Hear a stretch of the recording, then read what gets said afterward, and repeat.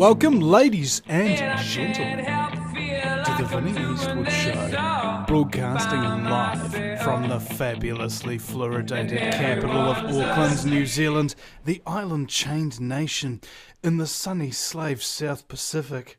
It's Fukushima irradiated and fluoridated. It's just fabulous. Everybody's enjoying the resurgence in the economy since they earned a part-time job as an incandescent light bulb. My very special guest, speaking of incandescent light bulbs, inferior technology, and mercury lace light bulbs aren't really any better. I've got two guests hopefully on the line. My first is Mark Dansie. Mark, welcome to the program. Thank you. I'm here in sunny Utah at the moment, covered in snow, but normally I reside not far from you, those mad Aussies who keep beating you at cricket. Mm-hmm. My brother once told a joke to me. Man walks into a bar with a dog underneath his arm, and he orders a shot of whiskey for himself and a shot of whiskey for the dog, and they both drink it, and the dog throws the shot of whiskey into the fire, and just, and the bartender's pretty perplexed like this, and he goes, "What's with the dog, mate?" And the man says, "Oh, he does that every time the New Zealanders lose the cricket." And he says, and the bartender goes, "Oh yeah? What does he do if they win?" And he goes, "I don't know, I've only had him 10 years.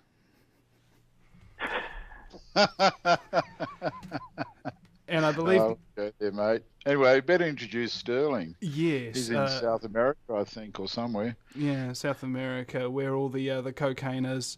I'm sure he's very happy with that. Now, Sterling Allan is from PESWiki.com, PESWIKI.com, the free energy Wikipedia. He's been a contributor to Guerrilla Media, and we've been reposting his articles for some time. And frankly, if you want to find a single source online where you want to learn practically anything you want, about any type of real free energy device, this really is the place to go. Sterling, welcome to the program. Thank you. Nice to be on your show. Okay, so guys, what are we going to be talking about today? Mark, we haven't had you on the show before.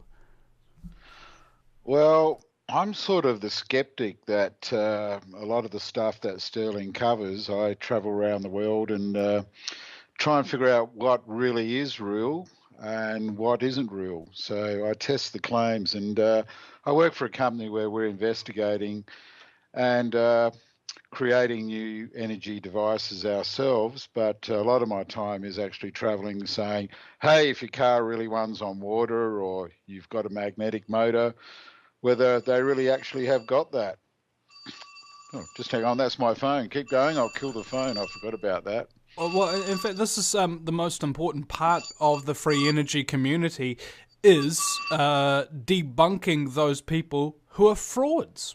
And in fact, I believe I had, what's his name from the Thrive Movement. I had Foster Gamble on the show once, and he was talking about this amazing free energy device that this guy had that runs his house, and it's about the size of a 9-volt battery and stuff like that. Doesn't need to be recharged. And then I talked to him later on, and he'd actually sent a team down there to ascertain whether or not this guy was full of BS. It turns out he was. Well, it was a lie. So these kind of investigative skills are, as I said, so important to the movement in order to maintain its credibility. Because anybody can say, I've got this device and it does that, and the other, but not everybody can prove it. And you can't start spreading it around to people before it's proven. Otherwise, you lose your credibility, and then people don't believe in free energy of any kind. That's the problem, and you're 100% correct there. It's not always dishonest people. Quite often when we come across these devices or claims, it's not that they're dishonest people. They just may not be able to measure something properly. They're using the wrong sort of instruments, or there's something that's just confusing them. So there's some who just don't know how to measure stuff. There's some who are delusional. There are some dishonest, but there are some genuine people who are doing some good research. So it's a bit of a mixed bag. But really, to keep the to get the credibility you need to get these things put in production, or the investment or the media or even the government behind you, you do have to test these claims, and you have to do it to standards that are acceptable, I guess, by the rest of society. But there are some great things happening. I was down in Hollywood yesterday testing a technology, and it's just a very clever application of solar energy for the movie industry, and it was just brilliant. I mean, and there's a lot of traditional technologies that can be applied in different ways. And your country's a great example. Your country's got a lot of renewable energies. Well, it does, but unfortunately they seem to be largely under government control, and of course the truth about these renewable energies is very sparse because, like for instance, Wellington, our capital city, has one big windmill on it, okay? And I was talking with this environmentalist guys, and he said to me that one windmill powers the whole city. And I was like, dude, you don't know what the hell you're talking about. Okay, that one windmill tops powers maybe 20,000 homes or something like that, and there's 100,000 plus in the city, not to mention all the office buildings or anything like that. And It's not even that bigger one. They require there's huge giant wind farms with hundreds of windmills in places, and still it only accounts for like a couple of % of the world's energy production grid. What the hell are you talking about? Right. What I'd like to do is kind of set a context of where we could go with this conversation. Shoot. I'm going to be posting a page in the next few days at pezwiki.com where I list, in the almost 11 years that I've been tracking these technologies, going out and seeing a few, and others reporting on what they find, including Mark. And he is a very excellent researcher in that regard. He's very thorough, and he wants to get to the truth of does this thing work or not. And so we pay attention to what these people say. And as I have tracked this, I've come up with a listing of 24 conventional and what I call free energy technologies, meaning that they harness what Nikola Tesla calls the wheelwork of nature, the energy provided freely from nature. Wind is free, solar is free, geothermal is free. 24 ocean currents, waste to energy, biomass. So we've got 24 different genres, entire genres of clean energy technologies. And typically these are more expensive than what you pay for from the grid. I shouldn't say typically.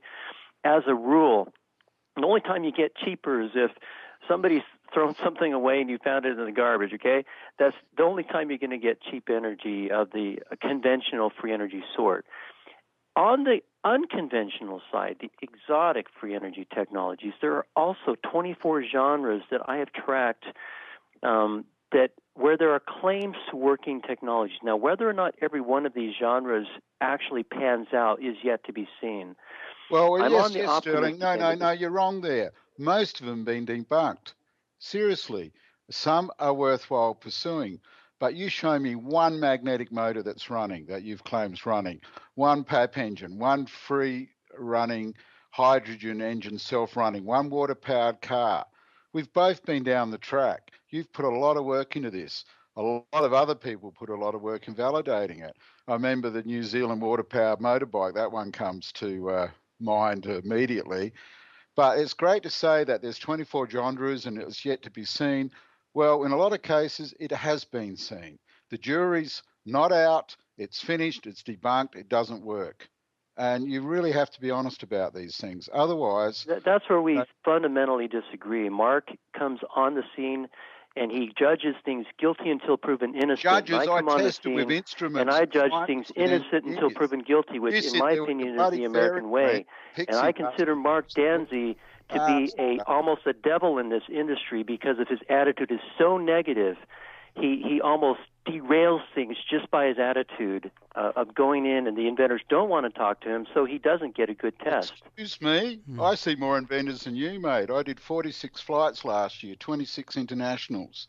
Yep. evaluating the technologies. Yesterday, You've heard of the Heisenberg uncertainty principle, that the very act of observation changes things, and your attitude changes it to negative, and I would hope that my attitude changes things for the positive. I help things get accomplished where you help things not get accomplished. What have you accomplished, Sterling? What have you just accomplished? wait and see. You running your house? You say the magnet motors have been debunked. Yeah, but so far, everyone presented we're talking about a group that's going to a university in Europe. Hold on, guys. Can I just try? Sterling, hold on 1 second. 2 magnet motors, and you say it's bunk because you're so sure it's bunk. But this is going to be going to a university, and you're not willing to give them a week to prove this out. They just delayed it. Negative, sucky attitude. Okay, guys, can I just moderate this for a moment here? Okay, so on radio, when 2 people are talking, you can't hear anyone. Okay, so so what I want to do is have one person talk, finish their point, and then the other person respond to that point. So what Sterling has just said is that you've said that you found a magnetic motor that works, and Mark fundamentally disagrees on that. Mark, what's your point that you'd like to add in? Well, in the past, every single magnetic motor that's been claimed to work has either tested not to work, or it's a con man, or it's a scam, or whatever. This one's been running around for a few years. Some scientists, different groups, have been around to try and test it. Nobody can confirm it. Then they say, oh, we're going to university. But what normally happens, there'll be a delay. This one's already been delayed. And until they physically can do something, what's the use of promoting this stuff? I mean, Sterling, name me one magnetic motor of all the ones you've seen and all the ones I've tested that's ever worked. Now, are there some real technology out there worthwhile investigating further? Yes, there are. But in this case, no. I mean, how many times have we down the path with PAP engines, with self-running hydrogen generators, with whatever it is, and you claim it's real, and then it turns out it's not? Why not report the story, say what's claimed, which you do, and you do that very well, but then rather than proclaiming it's real and building up people's hopes all the time, wait until the fat lady sings, until the test data's in. Sterling, your response? Okay, is it my turn? Yes, it is. Yeah, he's referring to a technology over in Europe, and I'll try and keep this as concise as possible. First of all, I got my start in free energy back in 2002, May, with a magnet motor, a claim to a magnet motor, which ended up not being bunk, but being a scam where the guy stole an idea from a patent that was patented in Brazil by a guy who presented a working magnet motor to the Brazilian patent office in order to get the patent.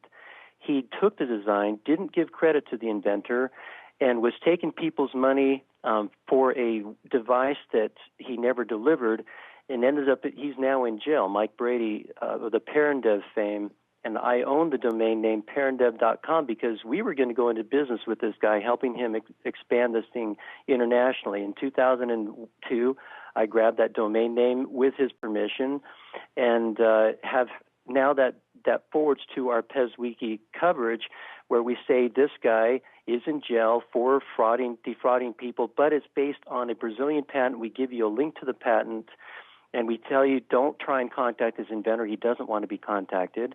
And I know of somebody in South America who allegedly has been powering a house for 3.5 years using a variation of that technology. I have not been in to see it yet. I was hoping to see it one of these days, but that's probably not going to happen because he sees me as a blabbermouth, and he doesn't want this going out there. He wants to take this in a very measured, gradual way when he's good and ready, when he's got the money, and he's making some really good money right now. So that one, in my opinion, the jury's out. Also, this thing in Turkey that he's talking about that has been around and people have tried to go in and see it. No one's been able to get a really good test. To a certain extent, that's true. He has given some tests, but they have not been long enough for the academic community to sign off on it. And he wants to be vindicated once and for all. So in in Europe, there's going to be in a university. This is they presently are in communication with the university. The university is preparing a room specifically for this that will be insulated from all external electromagnetic interference so that they can prove that this thing is functioning on its own, not through any inductive mechanism. And they're going to run this motor for 30 days. I have been in communication with several people with this company, and I'm satisfied that they are fully intending to be vindicated. Now, if they are running a scam and they're just based on the hope of a vindication, they're getting in money, I put a note in my news to the effect that if you want to put money into this company, make sure that it is in escrow so that it is contingent on the successful validation of the technology, then they get the money. And they were fine with that wording. They didn't have any problem with that wording. And I find them to be very forthright and honest. They had a guy that I was working with. Did you confirm it with the university, Sterling? Well, in fact, we want to come back to that right after the break, ladies and gentlemen. Mark Dansie and Sterling Allan are my guests, having a debate over free energy. We'll be right back, ladies and gentlemen. Welcome back to the Vinnie Eastwood Show. We're broadcasting live 5 days a week on AmericanFreedomRadio.com. Now, my very special guests today, Mark Dansie and Sterling D. Allan from Pierce Wiki. Now, we're having a wee bit of a debate upon this topic of free energy. Now, two things we want to address, coming back from the break from last one.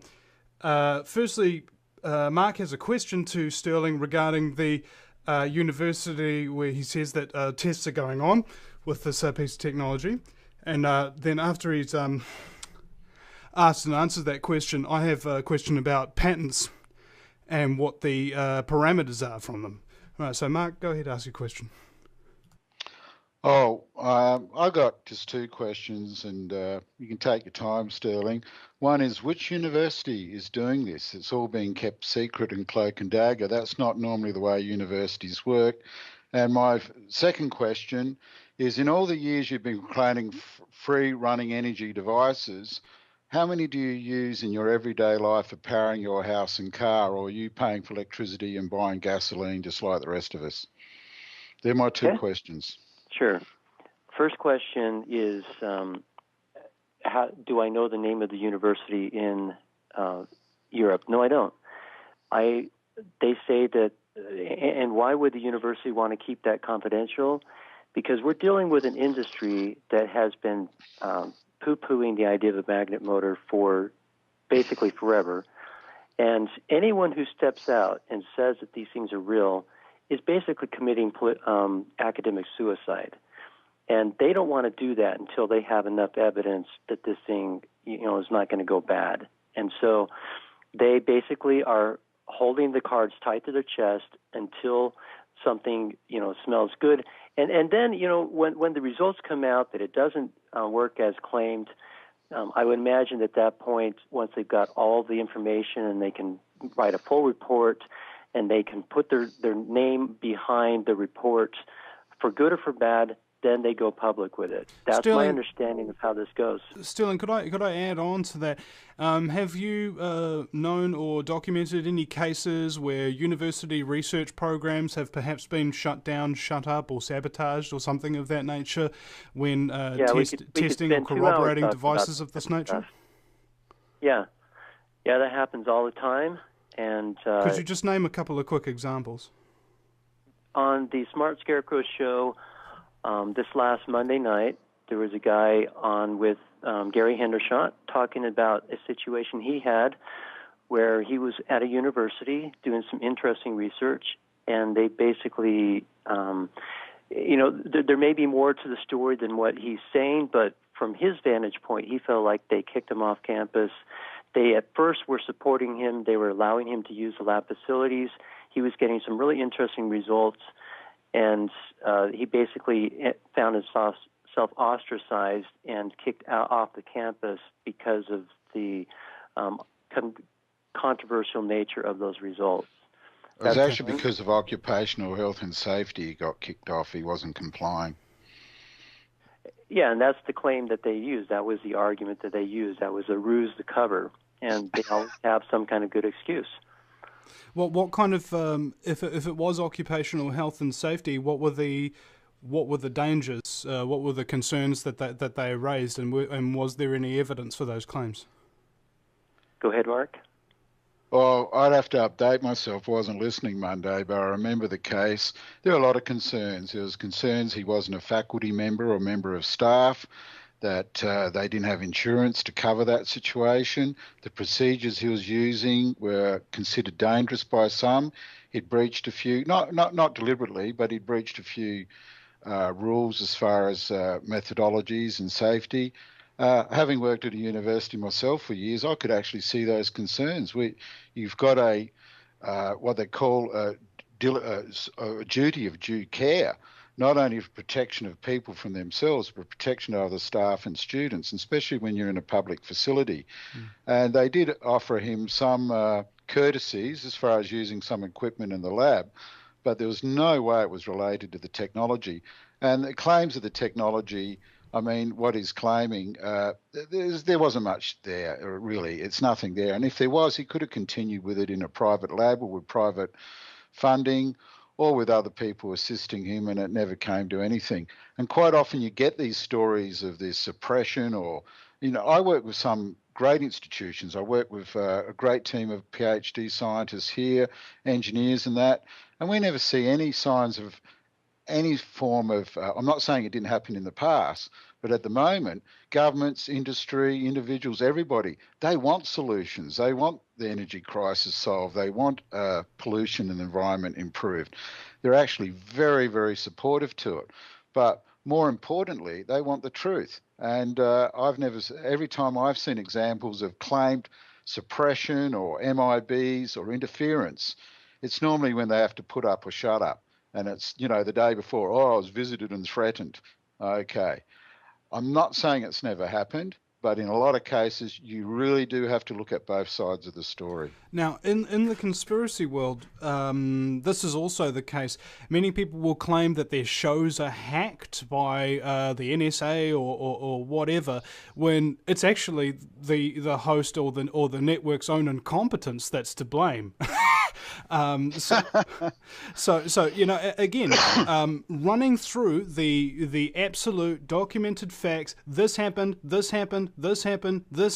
in order to produce a conclusive result in terms of proving suppression, I believe is actually a very important part of this. Now, that said, as Mark did illustrate it, suppression does happen and has happened. This happened to Nikola Tesla, didn't it?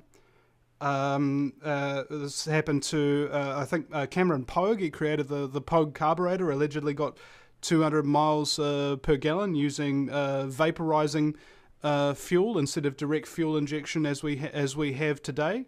I've seen a number of examples, but again, I'm not a intense researcher, so I can't prove 100% exactly what the entire apparatus and what all the evidence involved in these alleged suppressions actually is. I just don't know. But we do have an admission on all sides here from Mark, myself, and from Sterling that suppression can and does happen. Individual case-by-case basis and evidential analysis, on the other hand, is the key to these. Right. I would like to just make a couple of points in response to what Mark said. I think he makes some very reasonable points about how things are done in a university and why they would expel this person from the campus. I agree. I think those are some good arguments that he made.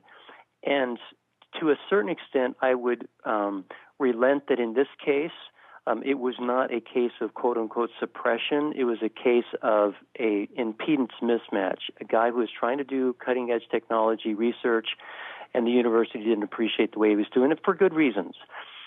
My comeback from a vantage point of suppression on a larger scale is that the academic environment is extremely slow-moving.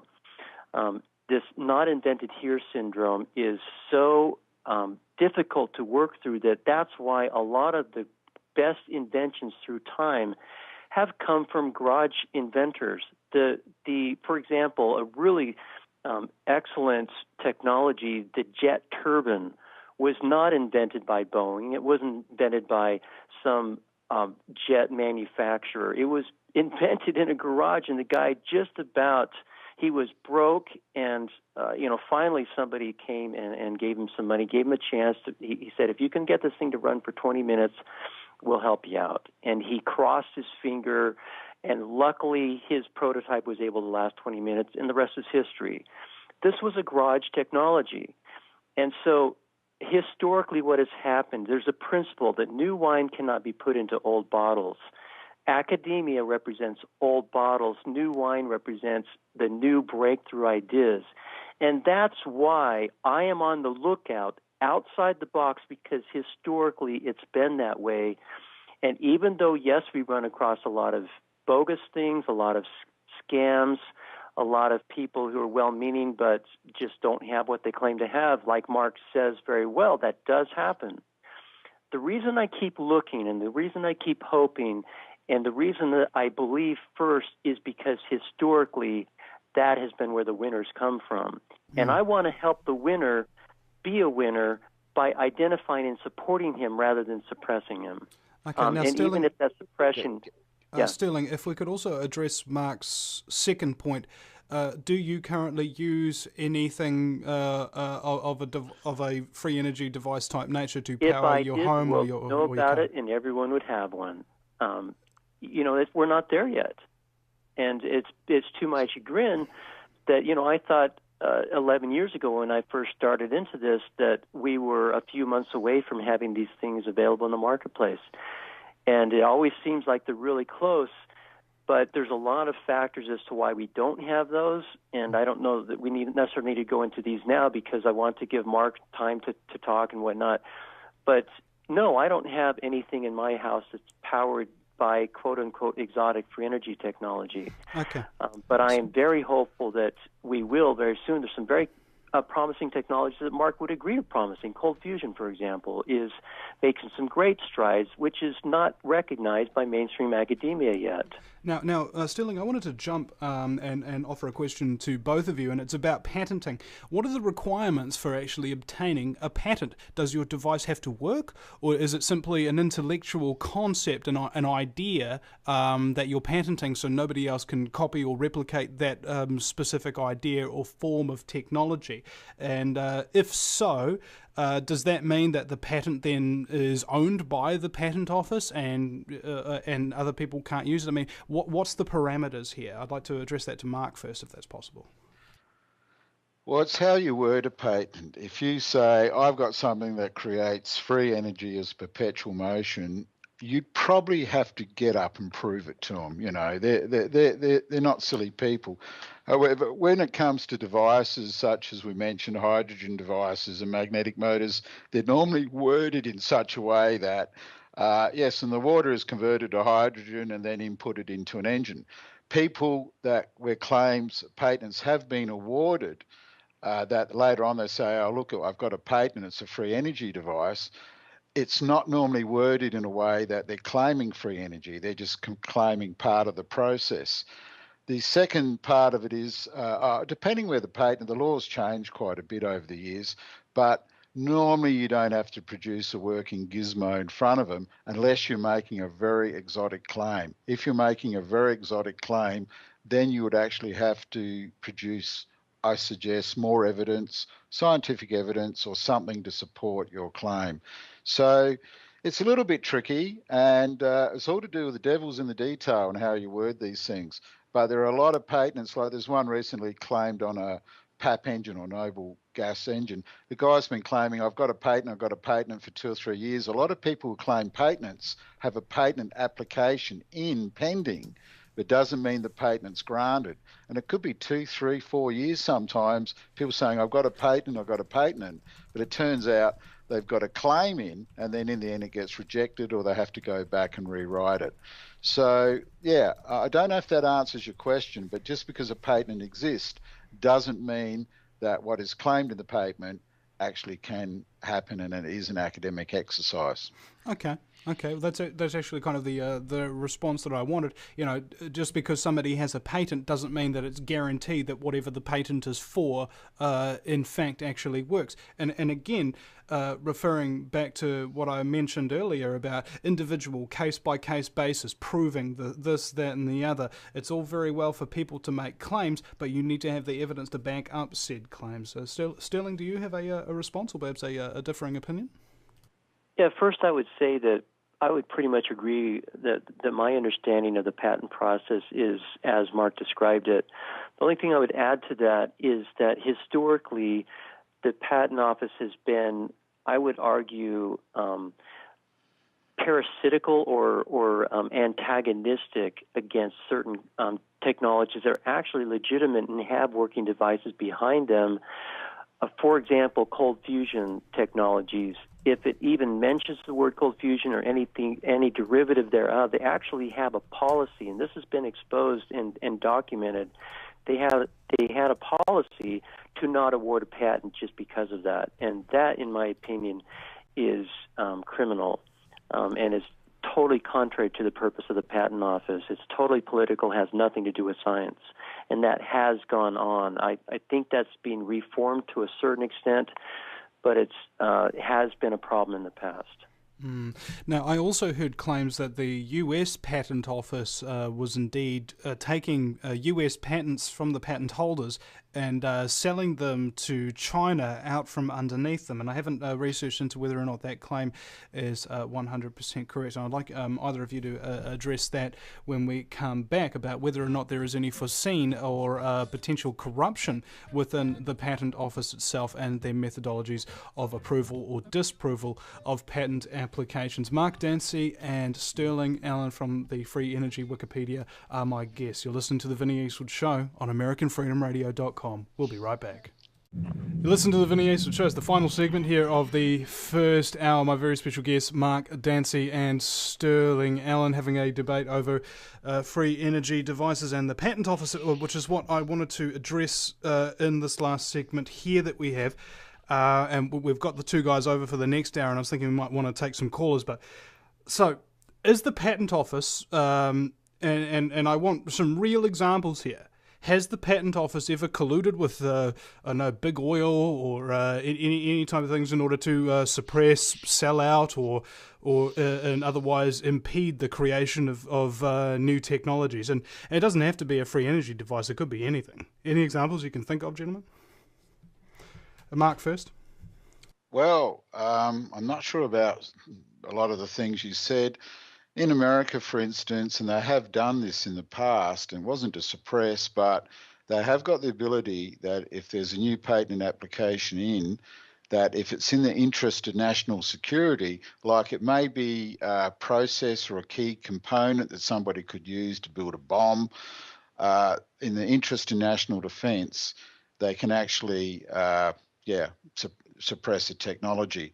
Now, to what extent they've abused that over the years, I don't know. I wouldn't have a clue. Do you believe that there's a possibility that they have abused it? Well, anything's possible, but the examples I know of actually did have genuine, concerns they did have about, yes, this could be a bit of a threat if this got out there in the wrong hands.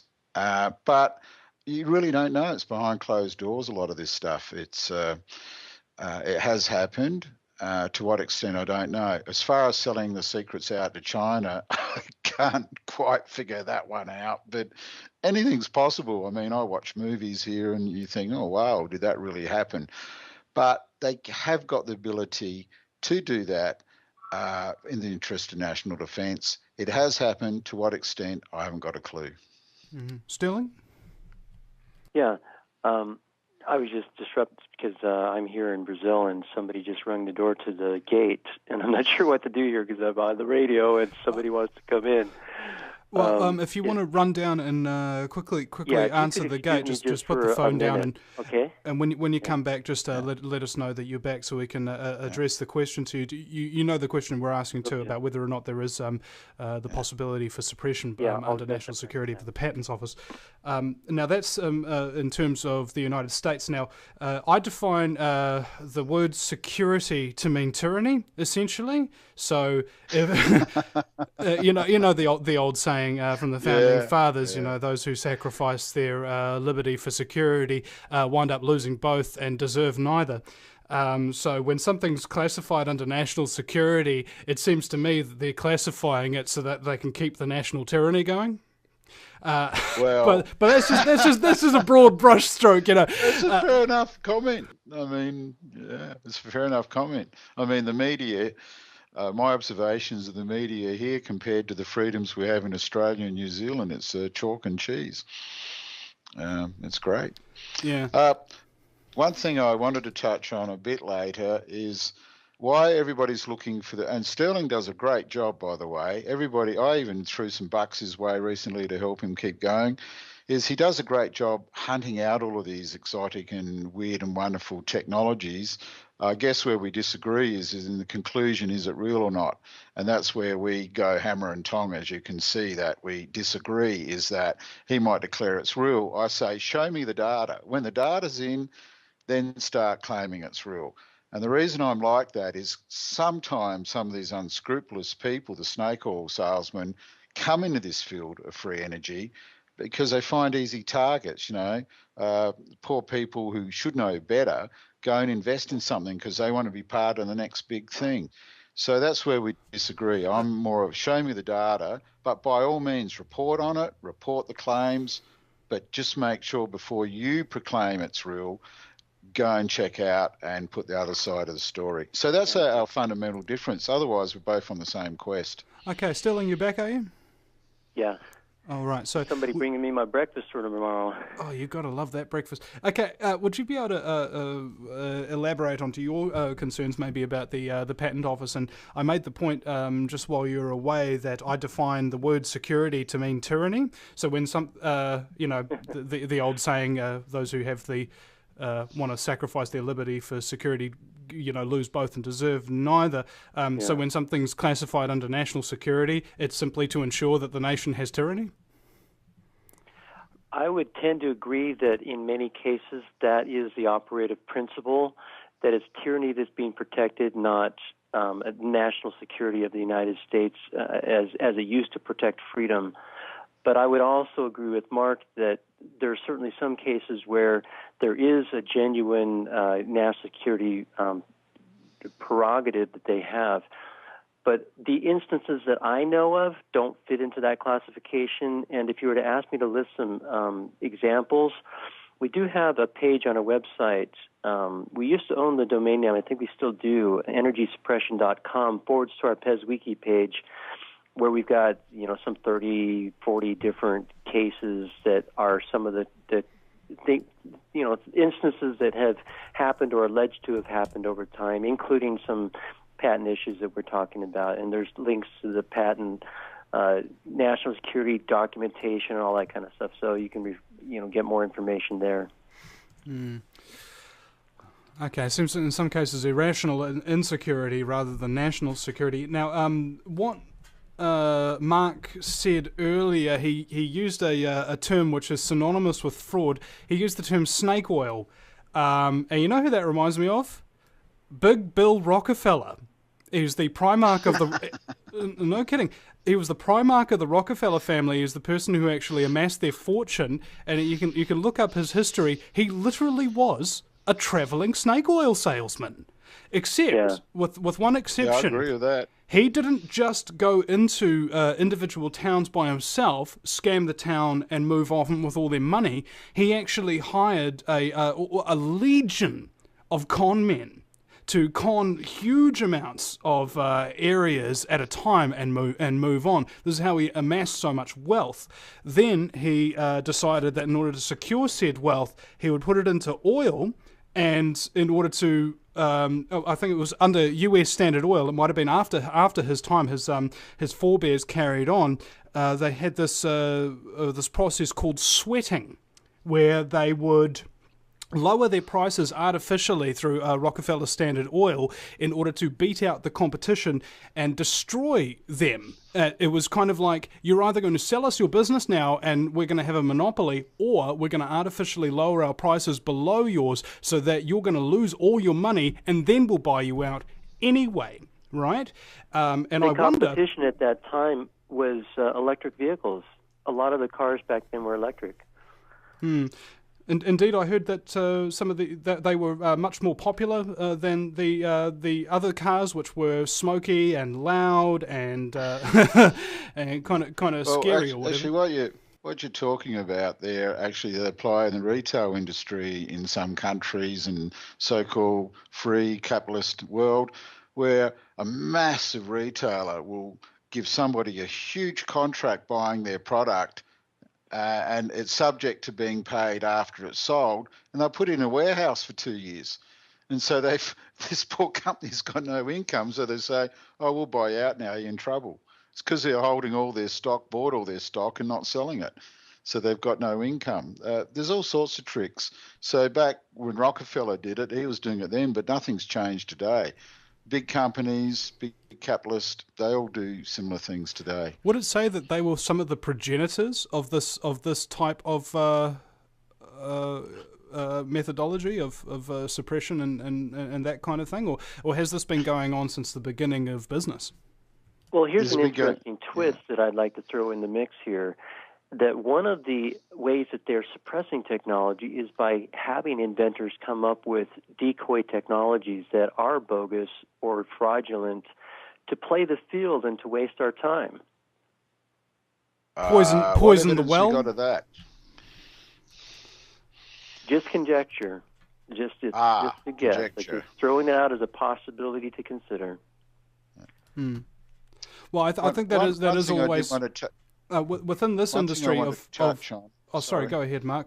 In fact, we've only got about maybe 30 seconds if you want to finish a point before we... one thing I do want to say, I'm very, like I said, Sterling does a great job. I enjoy what he does. But there is a lot of good technologies now that do exist, and it's not the silver bullet, it's not free energy, but clever application of good technologies is making a difference and will in the future. So I'm very optimistic that we can bring about good change. All right. So I want to also make a point here as well that people sometimes spend their entire lives working on something that they believe to be true but don't know until they've spent most of their life working on it. You know what I'm saying? That's true. Yeah. And I don't know about you guys, but I plan to spend the vast majority of my life, or however long it takes, to try and understand as much about the world and all of its various nooks and crannies of research and development and exposure of scumbaggery as I can, because I don't know.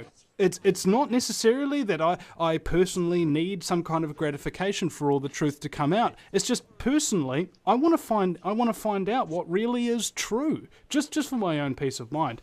We'll be right back. Mark Dansie and Sterling Allan from PSWiki.com are my guests. Welcome back to hour number 2 of the fastest 2 hours in talk radio. It's the Vinnie Eastwood Show, broadcasting live 5 days a week on AmericanFreedomRadio.com. You got to love this network. There's so many very, very interesting shows and guests that you can just turn on American Freedom Radio, and I've started to do this more recently, is just when I get up, just turn on American Freedom Radio. Sure enough, there's an amazing host talking about stuff that's really, really awesome and teaching me stuff that I don't already know. Get into the habit, ladies and gentlemen. But don't worry, it's just a drug and it'll wear off soon enough. My very special guests are Mark Dansie and also Sterling Allan from PSWiki.com. And we'd like to take some callers if anybody has questions about free energy for either Sterling or Mark. The number is 218-339-8525. That's 218-339-8525 if you'd like to join the conversation. So, I wonder where we take this from here, because as far as I see it, the energy debate has been going on and raging for much time. There is an awful lot of money, power, and control involved within the industry. And I don't know if anybody realizes this, without electricity, we would not have our society at all. Okay? You wouldn't be able to cook your food, heat your house, or in the case of southern states, cool it. In fact, I heard a theory the other day that if it weren't for air conditioning, the population of Texas would be very, very sparse indeed. You know, there wouldn't be such a thing as Dallas or Austin, and there wouldn't be any of these big buildings or anything like that, because it would be just too fracking hot. We are absolutely and utterly dependent on energy. And my theory upon that fact that we are dependent on energy is that somebody is benefiting from the control of said energy. And I mentioned the Rockefeller family before, and US Standard Oil, and now we have the Seven Sisters, who are, not allegedly, but really are, buying out competition, shutting down oil refineries. Apparently there are many oil, tankers and things of that nature who are basically just sitting in dock, waiting and having to pay huge quantities of dough all the time just to sit there because they can't get their oil refined. And the bottleneck worldwide is getting smaller and smaller and smaller, not because the oil's running out, but because they're trying to perpetuate artificial scarcity so that they can maintain control of humanity. Now, that's my opinion. I was wondering what your guys' opinion is on this, Mark. Well, I wanted to give you a couple of statistics. 1.6 billion people don't have electricity in the world, but they're relying on kerosene lighting, and they're burning off 77 billion litres of kerosene a year, 2.4 million burn victims in India alone each year. So even though they haven't got electricity, they're dependent on big oil for the kerosene. So you're correct. It even reaches out where people don't have electricity. Somehow somebody's controlling the energy. Energy is the currency of the future. It's the power base of the future, and it's being exercised by those people that you mentioned. However, the optimism is little changes, just little changes can have the biggest impact. 600 million people don't have the ability to charge their cell phones. You think, why the hell have they got a cell phone? But they do. I was in the villages in the Philippines recently, and they all got a cell phone, but they've got kerosene lights, and they have to all, gather their cell phones and go to a main town somewhere and plug them in and charge them, then get them back, because they need the cell phones for safety and education even. So what can you do? Now, there's been some really great programs out there that have just started to kick off where they have little baby solar-powered, small 4-inch by 4-inch solar cell with a little light. Makes a huge difference. They don't have to spend half or a quarter or 10% of their income on kerosene anymore. They're using the sun's energy, and they're able to put that money towards better food or education for their kids. It's having a huge impact. We're working on a technology now Sterling knows about that will be able to give them water-powered lights and devices to charge their phones, and it will run at a cost. The only consumable will be 10% of what they're paying now, and it gives them the freedom of having their own energy independence. And I think the way of the future for all of us, if we want to live in a good society, is how do you get that energy independence? Is it putting a few solar panels on your roof? Is it converting to something in your vehicle that will mean you don't have to rely on petrol or gasoline, as they call it here? So I think sometimes little baby changes can actually bring about big change and free us from those who are controlling us at the moment through the energy cycle. And you're 100% correct. Even these poor people without electricity, they're still being controlled by the big oil companies. Sterling? So small changes, big impact. Yeah, I would say ditto on what he said. It's very articulate and well articulate. I said articulated. Well illustrated. Okay. The thing I would add to that is that on the exotic end of the spectrum, that one of the things that is really cool about these technologies as we look at them and what, if they're anything close to what the inventors allege them to be or what the initial testing shows that they could be, we're talking about devices that could be a lot cheaper than grid power. So not only would they be ecological, they would be economical. They would be a no-brainer to adopt. And one of the reasons why the powers that be would have a vested interest in suppressing these technologies is because they basically render the powers that be obsolete by removing their ability to control people through energy, because energy as the new currency becomes distributed as opposed to centralized. Right now we have a very centralized, authoritarian-based political system worldwide that is in its heyday about to collapse as I read things, the tea leaves, so to speak. I see free energy of the exotic variety being a primary catalyst for the empowerment of the people to have the ability to not be dependent anymore and to be able to not spend so much time working for the man, but working at doing things that they love, helping support the local community, having more free time to develop their talents, and so they can develop their skills to work at a job that they really enjoy doing, as opposed to going in and clocking in somewhere at some factory making things that people throw away after 6 months because they break. Can I ask something? And I want to get you both of your opinions on this. There's the International Atomic Energy Commission and the State Energy Commission, or what? There's all these organizations established, things of officialdom to investigate, regulate certain things in society. Is there something like that for the investigation and development of new energy devices?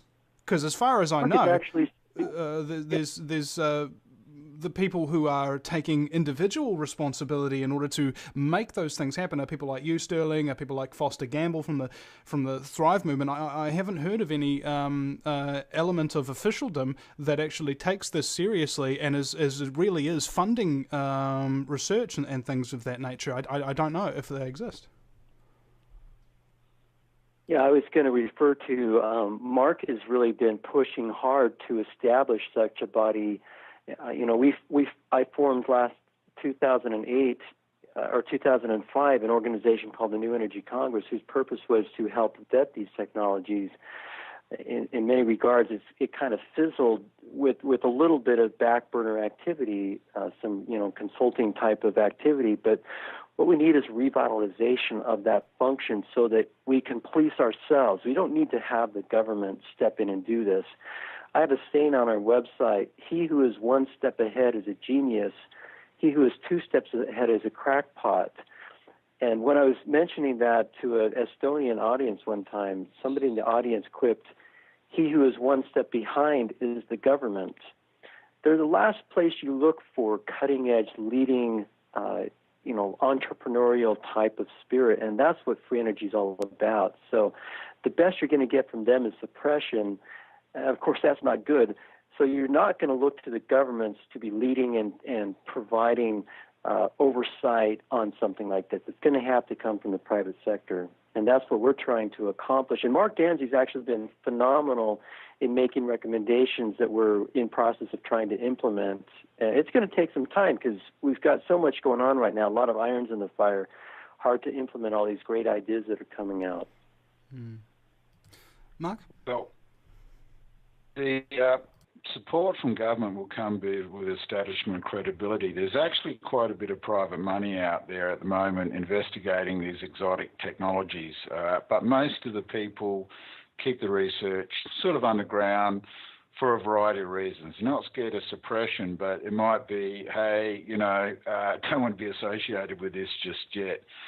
But the government, from what I see, industry and the media, if you can provide credibility, then you'll get their support. And Sterling was mentioning that we've got a few people involved now of coming up with some reputable engineers, scientists and standards. So if somebody makes a claim, whatever it is, a magnetic motor or whatever, that we apply those standards to it. And if it passes those standards, it will receive government support, it will get government funding, it will get private industry sector funding, it will get media support.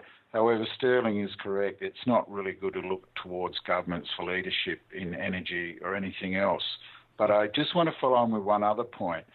What really, really is important often is government legislation. Now, I'll give an example, and I know Australia is the small state attached to New Zealand across the Tasman there, but they have done some very, very clever legislation. In my home state of South Australia, they've now up to 28% wind power. They're heading towards 40% by the end of this decade. The solar subsidy schemes, it costs people $2 a watt to put solar on their houses. And at the moment, if you go solar, it actually works out half the cost of buying electricity from the electricity people. So I think clever, where the governments have got a role, is not, like Sterling said, they're not going to lead us in the right direction, but clever legislation will enable people to gain their energy independence. In the United States, they gave a lot of people, a lot of factories, corporations, money like Solyndra, and where did it go? Nobody knows. But in Australia, Germany, Spain, Italy, and a whole lot of other countries, they've subsidised the individuals to put these energy devices on their houses and help go towards energy independence. So I think the government has got leadership in clever legislation to empower the people. So that's my soapbox anyway. I also like to tell the cautionary tale as well that people could do this on their own and without government mandate or without government intervention. It's simply a facilitator. The problem being, of course, that it takes money from people in an involuntary manner in order to pay for these schemes that not everybody can take advantage of. That's true. Carbon tax, good example. And here's another thing. There's the double standard here. I remember I went to the Greyland Community Festival a number of years ago, and there was an eco-village there, had a bunch of stalls and things of that nature. All right, now, you guys are talking about new developmental technology, cold fusion, really advanced stuff that could actually not only keep our current standard of living, but advance it stratospherically so, to solve energy dependence, to get the dependence off of big oil. I don't necessarily see as the usage of carbon-based fuels as really that much of a problem, so long as the big corporate interests and things of that nature who are operating these companies act in a reasonable, environmentally sound, and basically honest manner, which they do not by any stretch of the imagination. But here's the piece of technology that these green people came up with: a bicycle that has a blender attached to it, so that you can sit there and pedal as hard as you can in order to make yourself a smoothie. In my opinion, that's not an advanced piece of technology. In my opinion, that is not going to take us into the next century feeling better off. In my opinion, what they're looking at is decreasing the dependence on any form of energy, so that, I don't know, what are we going to do? Go back to the land? And do everything hand cranking like it was a little old land or the prairie or some crap like that? Come on, I don't think that we should even try to go backwards. We should always be striving to go forwards. Yeah, I look at life kind of from a forced view in terms of philosophical as to why these technologies haven't come out and what it's going to take, what kind of transformation needs to happen. I see free energy technologies as being very empowering, but they can also empower the opposite team, so to speak. If you can fly a drone without ever stopping, imagine the governments being able to put their spy gear and the weaponized drones up there to increase the police state.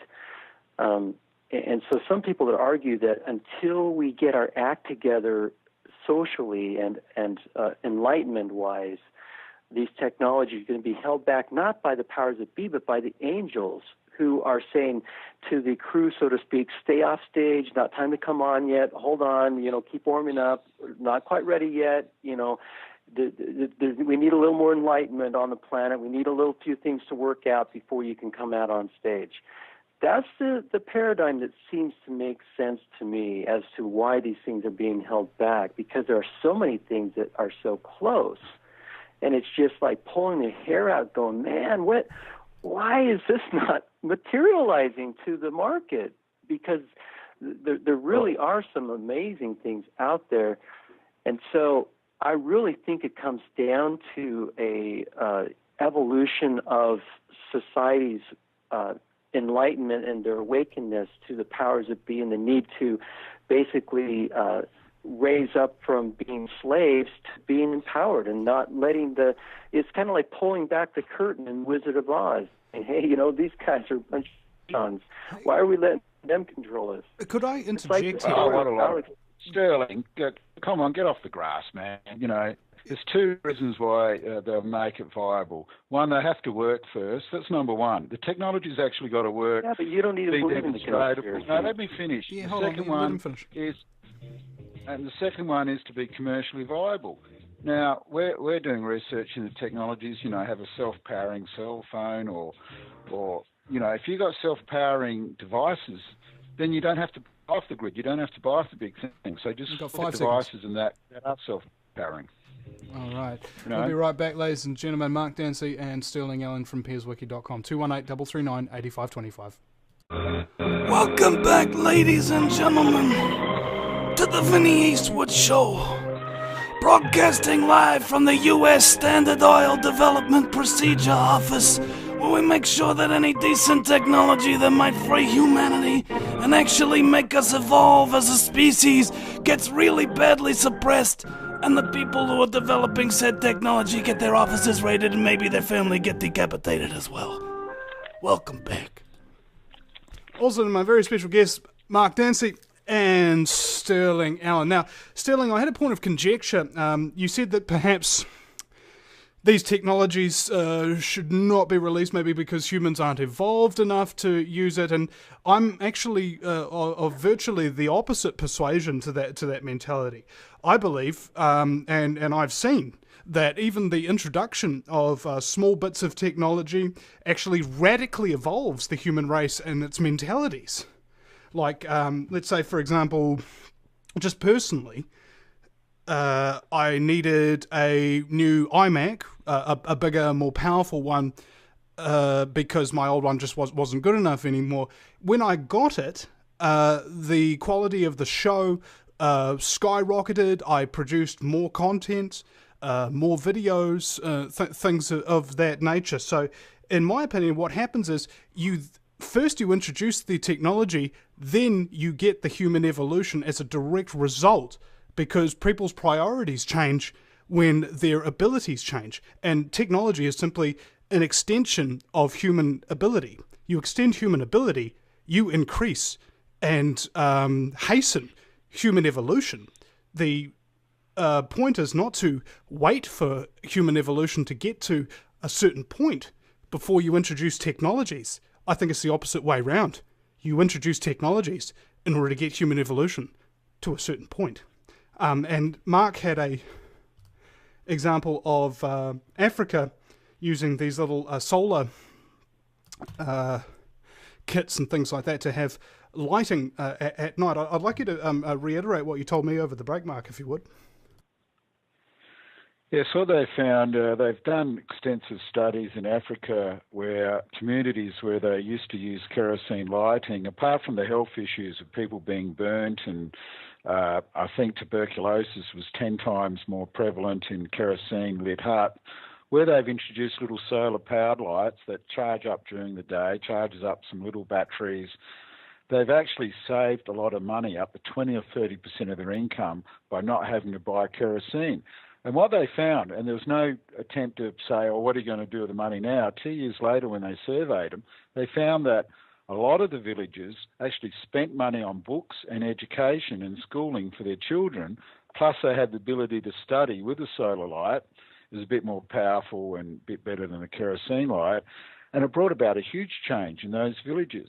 And I've seen in other societies where just a little bit of technology like that can bring such a huge fundamental change just by introducing something as simple as going from fossil fuel to solar-powered lighting. And in India alone, I'll give an example, 80 million people still use kerosene lighting, and 2.4 million people get burnt every year, not killed, but burns of varying degrees because of kerosene lights.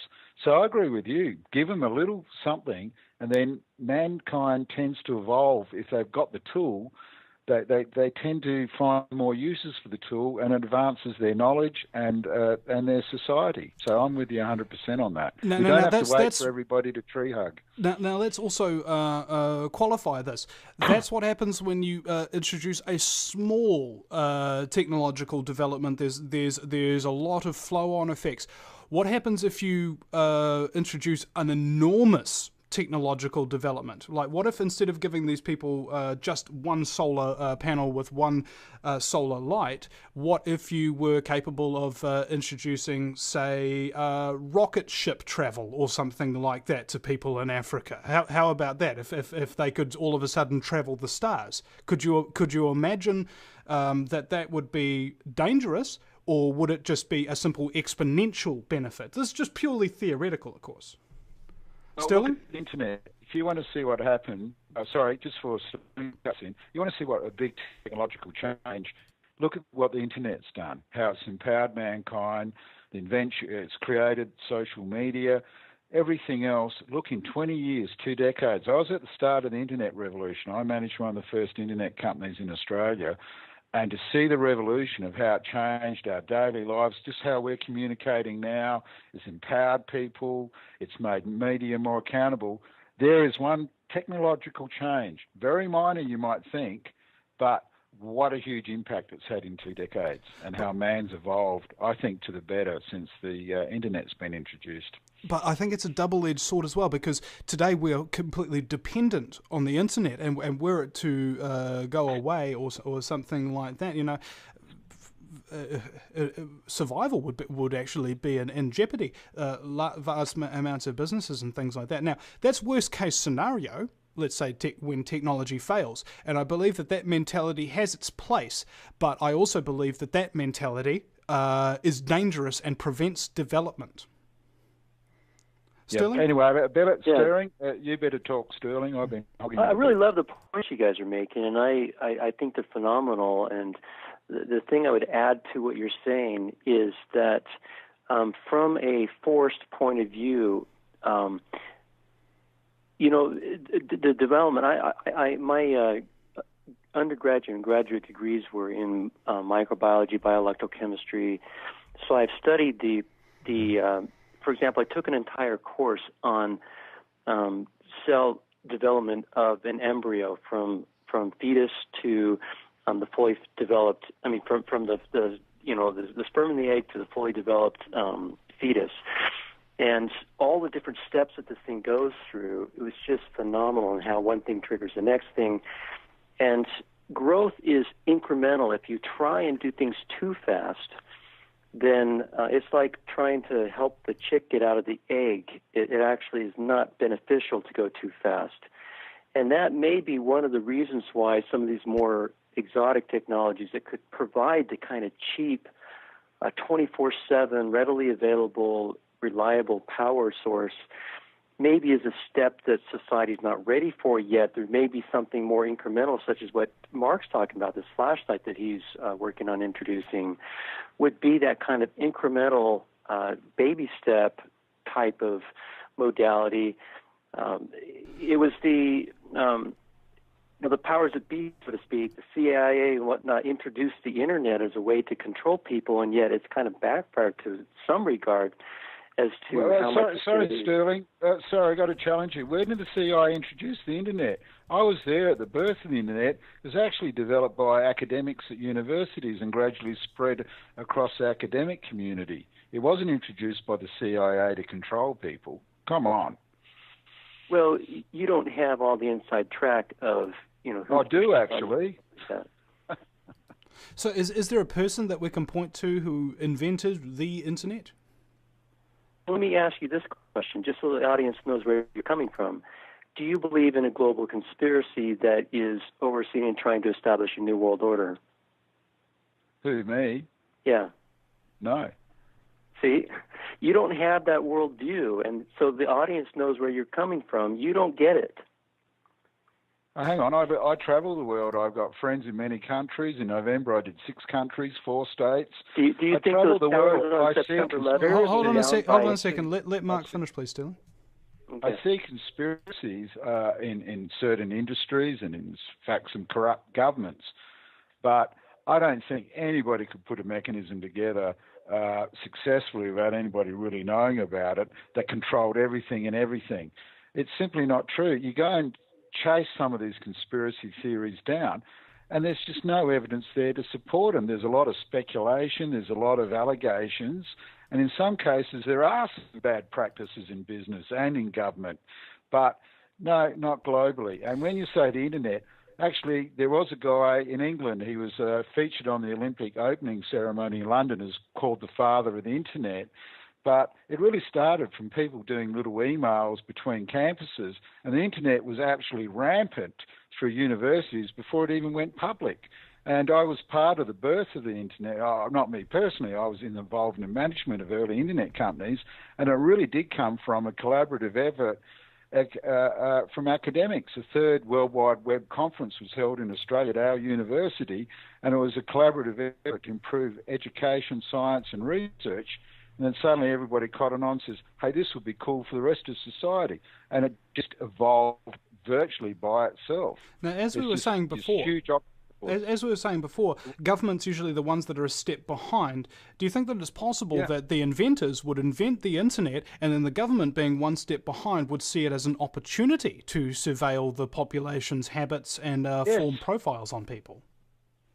So whether or not they create it, it's the question of whether or not they are currently using it in order to build profiles on people and indeed control things in some way, shape or form, because I don't believe that total control of everything has ever been possible, and God willing it never will be. When people are talking about a global conspiracy to control things, they're not talking about complete total mind control, complete total economic control, complete total this, that or the other. Although that may be the goal, and if you look back through history, that has been the goal of almost anybody who obtains enormous, inordinate amounts of power, is to simply gain more and more and more in an insane psychopathic fashion, to the point in which people get fed up with it, overthrow it, and they wind up being killed, or as happened to Mussolini, hung in the street and spat on. So if I could come back on that, standing back in the force view, comparing society to an individual, when an individual gives into sin, they become captive to sin. When a society gives into corruption and to decadence and to immorality and our media and stuff, then that society goes into captivity. And that is a philosophical basis of why I see the world going in the direction it's going, in terms of going into captivity to the New World Order. And what has to happen to come out of that captivity is there has to be a turning to God, a repentance of the sin, so to speak, and then God comes in, he intercedes, he changes the heart, and you have a new society. And that's the metamorphosis that people like the project you were mentioning earlier with Foster Gamble and the Thrive movement are fostering the idea of let's get out of the captivity mentality and let's get into the abundance mentality. Let's turn back to a focus and a dependence, or not dependence, but a recognition that we need to be good, not evil. And so that's why I believe in a conspiracy, is because the conspiracy is the functional mechanism to impose a slavery that we deserve because of our bad choices. And we get out of that by making good choices. And I see free energy as being one of the ways that we mechanically enable that extrication from their captivity. I'd also like to add to that, and then change topics if I may. Again, back through the lessons of history. Usually, it only takes between two to three generations for any society, whether that be Americans, Germans, the French, the Spanish, or the British or anything. Usually only 2 to 3 generations of stability is what you can really gain before it descends into something really maniacal. And so I feel that we've experienced a number of generations of relative peace, prosperity, and freedom within the 20th century, with, of course, the massive wars and constant war, really, that's going on. But in our societies, we've not seen that. I've not seen people being blown up in front of me. I'm sure that I'd be turned into some jittering, teeth-chattering monkey if my neighbourhood started getting carpet bombed, as people, elders in Britain would understand. Now, moving on from this, understanding that tyranny is not just a possibility, but it is the rule in history. You can't escape it. It always happens. The other thing that I wanted to do and change the subject here is the unintended consequences of the implementation of technology. The example that I wanted to bring up was cell phones. For example, can you remember any of your friends' phone numbers now? Just think about it for a minute, ladies and gentlemen, because I remember reading an article in, I believe it was either the Times of London or the Telegraph, forget which, don't really care, it's irrelevant, but people don't remember phone numbers anymore. We used to be able to, 8460440. I remember my childhood phone number. It's disconnected now. Don't try ringing it, but I remember that from back in the day. That was before I had a cell phone. Now, because there is no need for me to have memory, because of my cell phone taking all my notes for me, it makes me completely and utterly dependent on that technology. That is the double-edged sword. Now, we talked about planned obsolescence, essentially, that we will make inferior technologies and in order so that they will break down so that we can keep the economy cycling on. I don't like that. In fact, if I'm ever going to buy garden tools, my preference would be to buy garden tools from garage sales off of elderly people. Why? Because back in the day, when those garden tools were made, they were built to last. Even though they're 30, 40, 50 years old at the moment, they still will last a lot longer than something you will buy brand new off the shelf today. And I think the current mode of planned obsolescence is part of the reason why we have such a wasteful and polluted society. And lastly, I want to address your point, Sterling, about the drip feeding of technology. I think if you drip feed it, all it does is allow people to keep selling you inferior stuff when they know that they've got better stuff lying around anything, and you hold people back by not pulling out all the stops. Here, we'll be right back. Welcome back to the Vinnie Eastwood Show, broadcasting live from New Zealand, reckon miles away by any stretch of the imagination or the circumference of the globe. Now, the last point I was making before the break was about drip feeding technology to people. Okay, here's an example. It's a 2-word example. iPhone 5. I don't think... See, I'm wondering... There's two questions on my mind.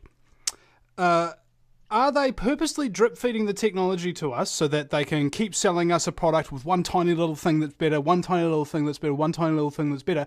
Or is the rate of technological development today so fast, so incredible, that by the time they've brought out iPhone 4, but by the time they've marketed it, they've already developed new technology that's far superior for the iPhone 5 and just simply have not released it yet before it can be marketed? Because you made the point, Mark, that it has to work and it has to be economically viable in order for it to be released. So I'd love to hear your guys' perspectives on this.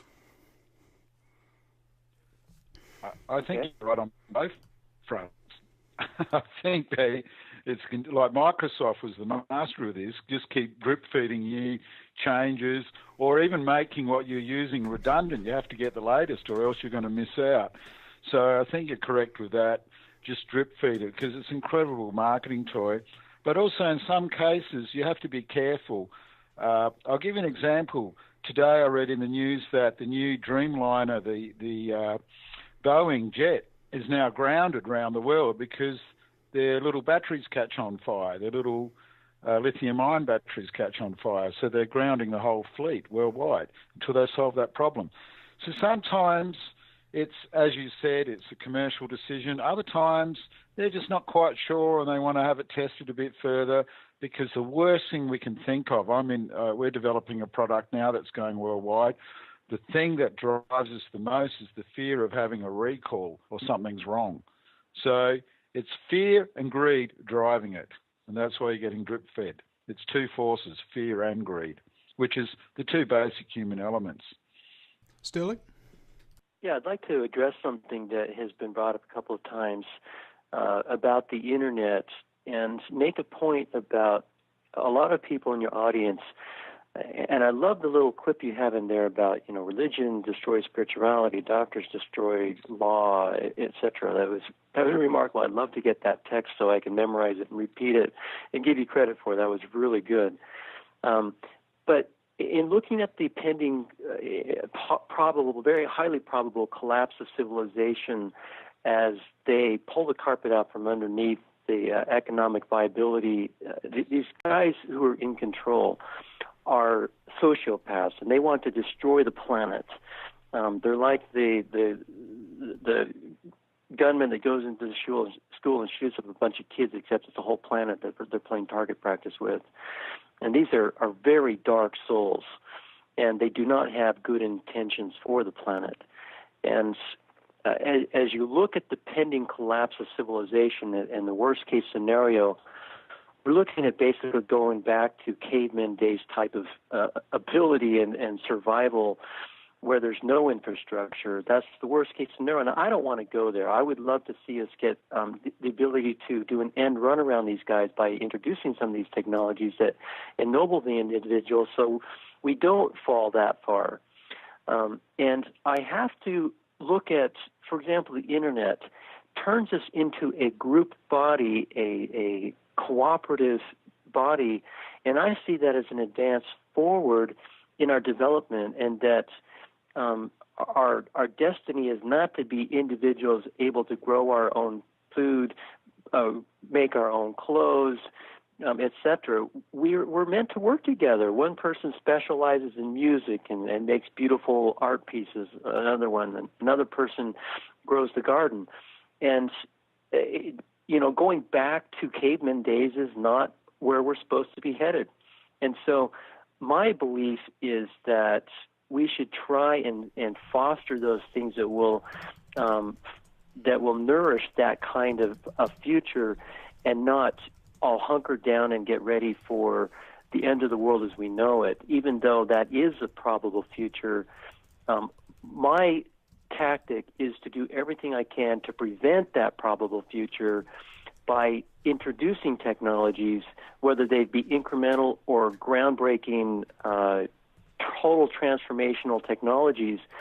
I'm for seeing them all come forward. And the only reason I posit these ideas about this incremental introduction is, as I scratch my head and wonder why it's taking so long, I just can't help but wonder that maybe the angels who are ultimately in charge based on the decisions that we make, maybe this is one of the reasons why things are held back, is because we're not ready. That's just, it's one of the reasons that I throw out there as a possible reason that puts the responsibility back on us of let's get our act together and help these technologies move forward, identify the real ones, and expose the frauds. And there's one other phenomenon I want to mention really quickly.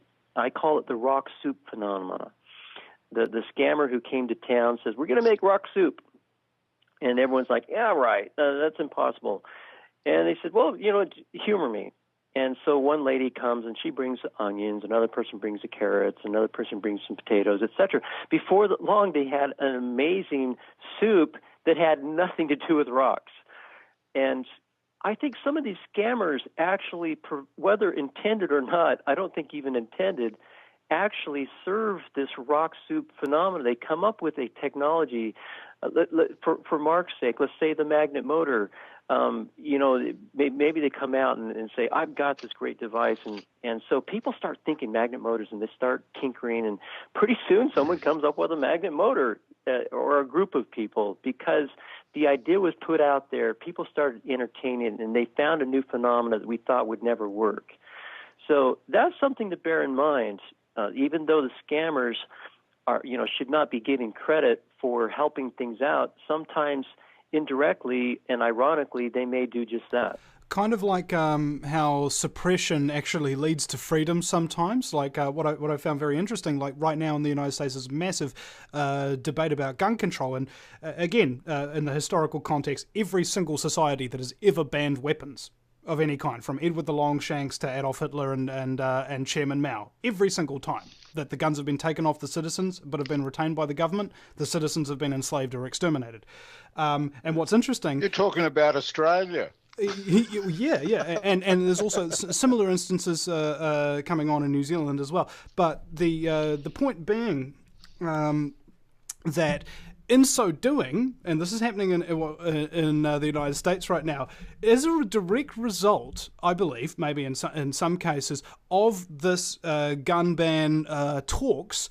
Gun sales in the United States have skyrocketed enormously. So out of an attempt to ban guns, what they've done is they've spread them more than they ever were before, because of people's fear of having their guns taken off them. I mean, so unintended consequences are a double-edged sword as well. There can be bad unintended consequences and good unintended consequences. And I also wanted to make the analysis based on your point, Sterling, about sociopaths up top.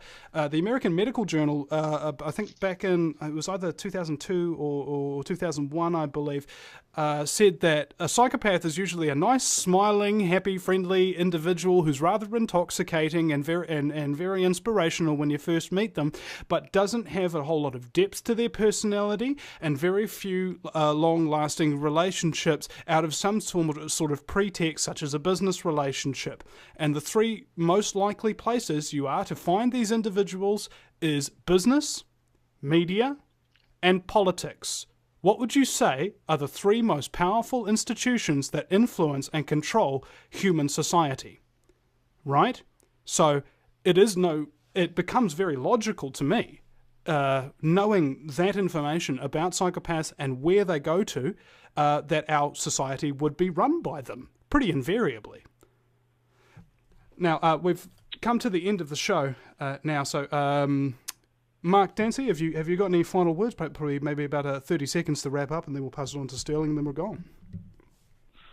Well, I always encourage Sterling to keep on his quest. I just caution about declaring things real before they are, mainly because you've got to have a responsibility as a journalist to people who perhaps should know better. But a lot of these snake oilsmen pushing free energy do fleece people's bank accounts, do take a lot of money out of people. In some cases, they're just trying to help the cause, but they're being ripped off regardless. So that's all I'd say. The other side of things, I believe small changes, little baby technological changes can lead to huge benefits for mankind, like we're talking about with just solar-powered or alternative power energies for third world countries. It will have a flow-on effect to all of us. And I'd like to thank you. It's always good to talk to somebody from New Zealand. I love the way you say sex all the time when you're trying to give the score of the football. And thank you very much for your time.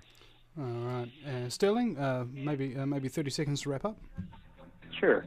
I see free energy as being the next huge revolution, like the internet, the computer revolution, and that we're talking exotic free energy technology, and it's very fun to be on the extreme cutting edge. I acknowledge that I sometimes get exuberant and I get ahead of myself, ready, fire, aim.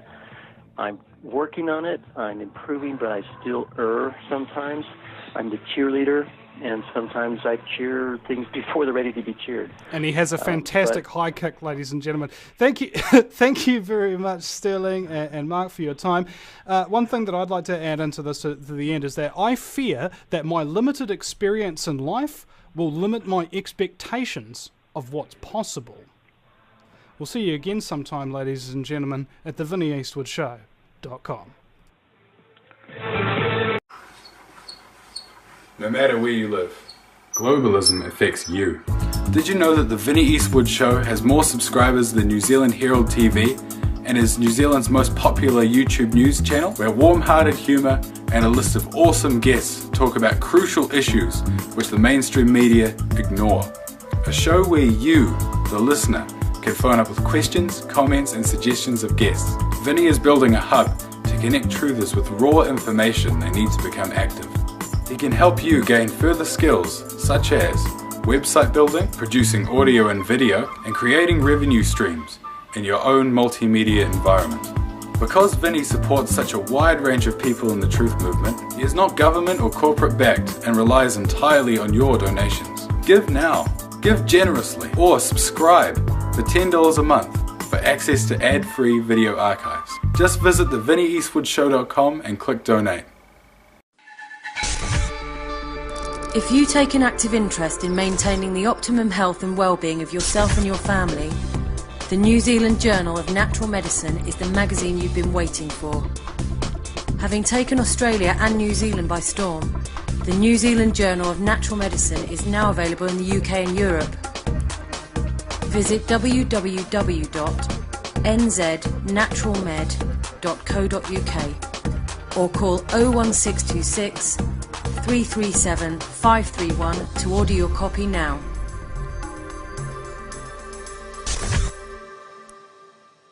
Do you realise every day we are being put under constant stress from wireless radiation? What's worse is that you don't even know that it's happening. It puts as much stress on our body as if we had a constant viral infection, draining our energy and sapping our strength, or just making us irritable and fatigued. These wireless fields are being emitted from computers, microwaves, mobile phones, power lines, and any electrical appliance. Now there is a solution. A group of research engineers in New Zealand have come up with an active shielding device that shields you from wireless radiation at a cellular level. Blue Shield comes in 3 models: a household, portable, and USB that plugs into any computer. The great thing about Blue Shield is it is very affordable and guaranteed to last. A one-off purchase will see you being protected for years to come. Visit AmericanFreedomRadio.com and click on the Blue Shield banner. Blue Shield, brought to you by the VinnieEastwoodShow.com.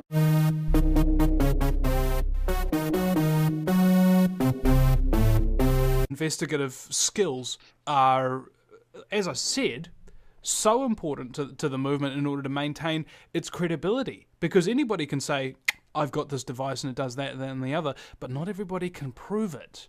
And you can't start spreading it around to people before it's proven. Otherwise, you lose your credibility, and then people don't believe in free energy of any kind.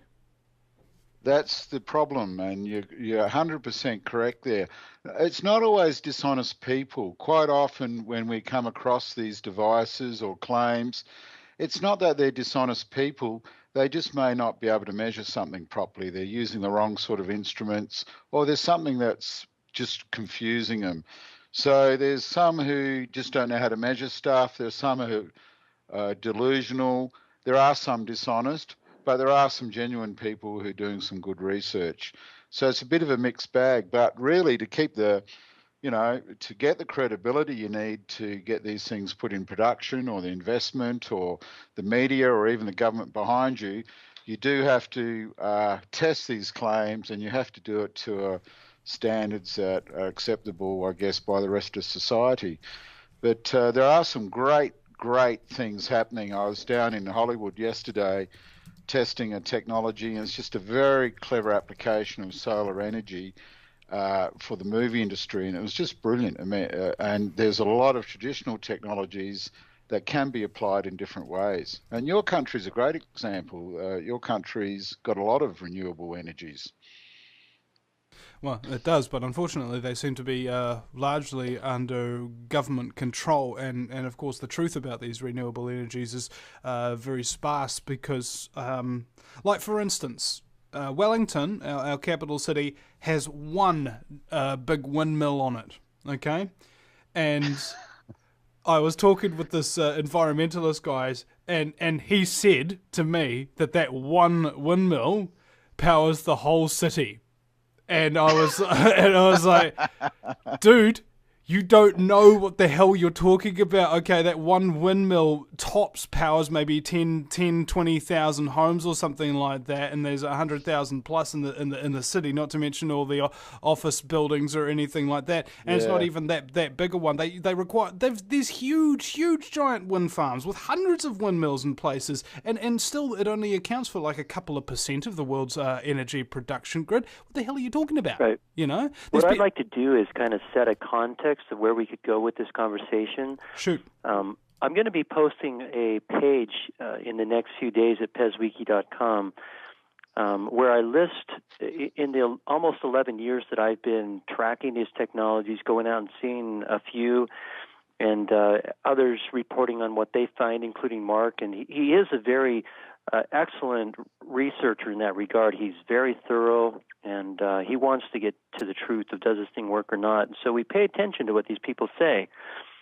And as I have tracked this, I've come up with a listing of 24 conventional and what I call free energy technologies, meaning that they harness what Nikola Tesla calls the wheelwork of nature, the energy provided freely from nature. Wind is free, solar is free, geothermal is free. 24 ocean currents, waste to energy, biomass. So we've got 24 different genres, entire genres of clean energy technologies, and typically these are more expensive than what you pay for from the grid. I shouldn't say typically. As a rule, the only time you get cheaper is if somebody's thrown something away and you found it in the garbage, okay? That's the only time you're going to get cheap energy of the conventional free energy sort. On the unconventional side, the exotic free energy technologies, there are also 24 genres that I have tracked that where there are claims to working technologies. Now, whether or not every one of these genres actually pans out is yet to be seen. Well, yes, Sterling. No, you're wrong there. Most of them been debunked. Seriously, some are worthwhile pursuing. But you show me one magnetic motor that's running, that you've claimed is running, one PAP engine, one free running hydrogen engine self-running, one water-powered car. We've both been down the track. You've put a lot of work into this. A lot of other people put a lot of work in validating it. I remember the New Zealand water-powered motorbike. That one comes to mind immediately. But it's great to say that there's 24 genres and it's yet to be seen. Well, in a lot of cases, it has been seen. The jury's not out, it's finished, it's debunked, it doesn't work. And you really have to be honest about these things. Otherwise... That's where we fundamentally disagree. Mark comes on the scene and he judges things guilty until proven innocent. Judges, I tested with instruments. And I judge things innocent until proven guilty, which in my opinion is the American way. And I consider Mark Dansie to be almost a devil in this industry because of his attitude is so negative.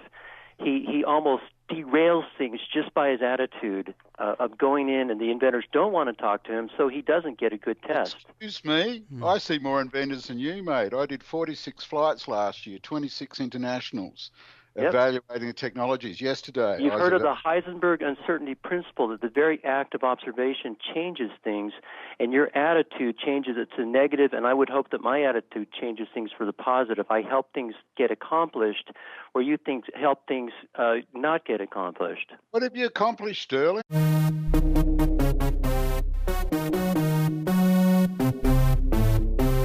Welcome, ladies and gentlemen, to the Vinnie Eastwood Show, broadcasting live from the fabulously fluoridated capital of Auckland, New Zealand, the island-chained nation in the sunny slave South Pacific. It's Fukushima irradiated and fluoridated. It's just fabulous. Everybody's enjoying the resurgence in the economy since they earned a part-time job as an incandescent light bulb. My very special guest, speaking of incandescent light bulbs, inferior technology, and mercury lace light bulbs aren't really any better. I've got two guests hopefully on the line. My first is Mark Dansie. Mark, welcome to the program. Thank you. I'm here in sunny Utah at the moment, covered in snow, but normally I reside not far from you those mad Aussies who keep beating you at cricket. My brother once told a joke to me. Man walks into a bar with a dog underneath his arm, and he orders a shot of whiskey for himself and a shot of whiskey for the dog, and they both drink it, and the dog throws the shot of whiskey into the fire, and just and the bartender's pretty perplexed like this, and he goes, "What's with the dog, mate?" And the man says, "Oh, he does that every time the New Zealanders lose the cricket." And he says, and the bartender goes, "Oh yeah? What does he do if they win?" And he goes, "I don't know, I've only had him 10 years.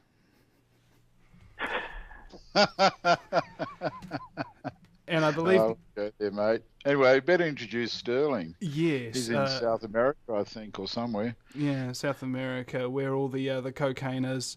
I'm sure he's very happy with that. Now, Sterling Allan is from PESWiki.com, PESWIKI.com, the free energy Wikipedia. He's been a contributor to Guerrilla Media, and we've been reposting his articles for some time. And frankly, if you want to find a single source online where you want to learn practically anything you want, about any type of real free energy device, this really is the place to go. Sterling, welcome to the program. Thank you. Nice to be on your show. Okay, so guys, what are we going to be talking about today? Mark, we haven't had you on the show before. Well, I'm sort of the skeptic that a lot of the stuff that Sterling covers, I travel around the world and try and figure out what really is real and what isn't real. So I test the claims, and I work for a company where we're investigating and creating new energy devices ourselves, but a lot of my time is actually traveling saying, hey, if your car really runs on water or you've got a magnetic motor, whether they really actually have got that. Oh, just hang on, that's my phone. Keep going, I'll kill the phone. I forgot about that. Well, in fact, this is the most important part of the free energy community is debunking those people who are frauds. And in fact, I believe I had, what's his name from the Thrive Movement? I had Foster Gamble on the show once, and he was talking about this amazing free energy device that this guy had that runs his house, and it's about the size of a 9-volt battery and stuff like that. It doesn't need to be recharged. And then I talked to him later on, and he'd actually sent a team down there to ascertain whether or not this guy was full of BS. It turns out he was. Well, it was a lie. So these kind of